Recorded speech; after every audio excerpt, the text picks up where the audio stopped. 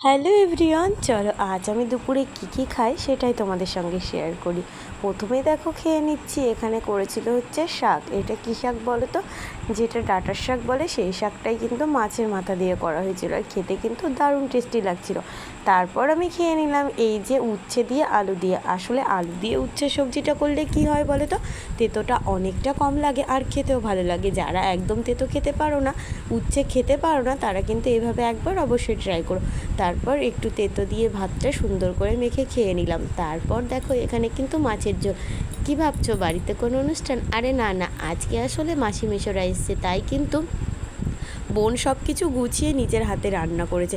রান্নাটা মোটামুটিও ভালোই পারে, কিন্তু আজ দুর্দান্ত হয়েছে। কালারটা দেখে বুঝতে পারছো তো কত সুন্দর রান্নাটা হতে পারে। দারুণ টেস্টি হয়েছিল। আমি তো জাস্ট অবাক হয়ে গেছি যে আমার বোন এত সুন্দর রান্না করেছে। তারপরে আছে চিকেনটা দেখছো একদম লাল লাল ঝাল ঝাল। আজকের প্রত্যেকটা রান্না এতটা টেস্টি হয়েছে, আমি তো দারুণ তৃপ্তি করে খেলাম। আর তোমাদের ভিডিওটা কেমন লাগলো অবশ্যই কিন্তু কমেন্টে জানাতে ভুলবে না। একটু আলু, একটু চিকেন আর একটু ঝোল, উফ।